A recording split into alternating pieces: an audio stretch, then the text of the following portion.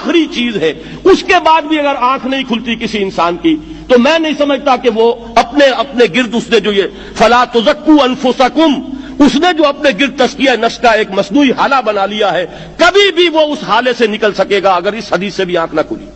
اور وہ حدیث کیا ہے؟ مولانا اشرف علی تھانوی نے اس کو اپنے جو خطبات جمعہ ہیں ان میں نقل کیا ہے، بیہقی کی روایت ہے۔ اوحى اللہ عز وجل الى جبرائیل علیہ الصلوۃ والسلام ان اقلب مدینۃ کذا وکذا باہلھا، اللہ نے حکم دیا حضرت جبرائیل کو فلاں فلاں بستیوں کو الٹ دو اس کے رہنے والوں سمیت۔ قال فقال، حضور نے فرمایا، اس پر حضرت جبرائیل نے عرض کیا بارگاہ خداوندی میں، ان فیھا عبدک فلانا لم یعصک طرفۃ عین، پروردگار اس بستی کو الٹ دوں، اس میں تو تیرا فلاں بندہ بھی ہے جس نے کبھی پلک جھپکنے جتنی دیر بھی معصیت میں بسر نہیں کی۔ اب آپ اندازہ کیجئے، یہ جو ہے نا اپنے آپ کو رگڑنا اور مانجنا اور پوری زندگی رگڑنے میں اور مانجنے میں لگا دینا، ہم بعض بزرگوں کے تذکرے میں سنتے ہیں اتنے اللہ والے تھے، اتنے اللہ والے تھے کہ ان کا گھوڑا بھی کوئی مشکوک دانہ نہیں کھاتا تھا، اور وہ خود جو ہے وہ انگریز کی عدالت میں بیٹھے ہوئے اور انگریز کی نوکری کر رہے تھے۔ یہ ہے وہ مائکروسکوپک اور مائکروسکوپک کا عدم توازن، طاغوت کی چاکری کر رہے ہیں، انگریز کی ملازمت کر رہے ہیں، انگریز کے قانون کی تنفیذ کے اندر اعلی کار بن رہے ہیں، لیکن ذاتی تقوی اور ذاتی نیکی اور ذاتی للہیت جو ہے اس کا معیار یہ ہے کہ ان کا گھوڑا بھی مشکوک چارہ اور مشکوک کھانا نہیں کھا سکتا۔ یہ ہے وہ عدم توازن، اس کو نوٹ کیجئے گا، جس کو کہ اس حدیث میں محمد الرسول اللہ صلی اللہ علیہ وسلم نے واضح کر دیا کہ حضرت جبرائیل عرض کرتے ہیں کہ اللہ فلاں بستی کو الٹ دوں، اس میں تو تیرا فلاں بندہ بھی ہے جس نے پلک جھپکنے جتنی دیر بھی معصیت میں بسر نہیں کی۔ ذاتی نیکی کا اب اس سے اونچا کوئی مقام کوئی شخص مجھے اگر بتا سکے تو میں اس کا مرید ہو جاؤں گا۔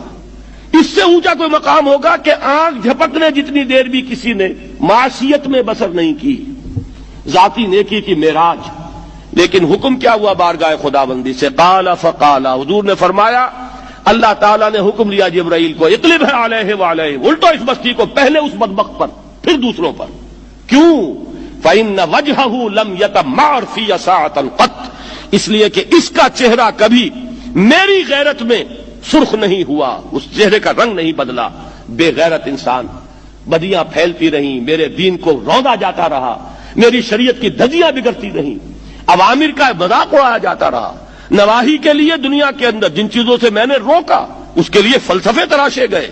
اور یہ لگا رہا مست رکھو ذکر و فکر صبح گاہی میں اسے، یہ سوائے ذاتی اپنے اس اصلاح کے اور ذاتی تقوی کے اور ذاتی نیکی کے اور ذاتی عبادت گزاری کے یہ میدان میں نہیں آیا، اس کا خون نہیں کھولا کبھی، اس کے چہرے کا رنگ متغیر نہیں ہوا، لہذا یہ دوہرا مجرم ہے۔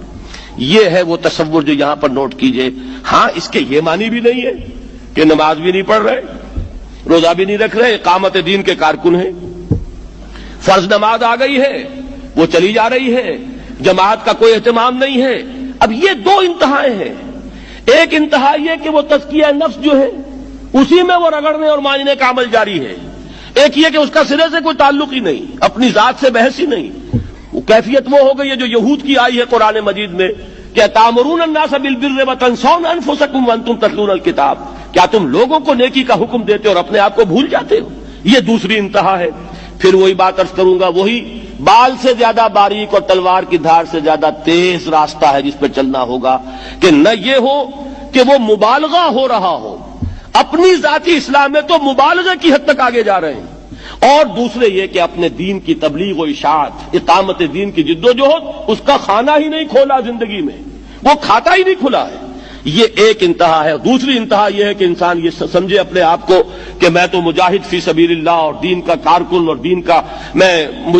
اللہ کے دین کو قائم کرنے کی جدوجہد کرنے والا ہوں، جبکہ حال یہ ہو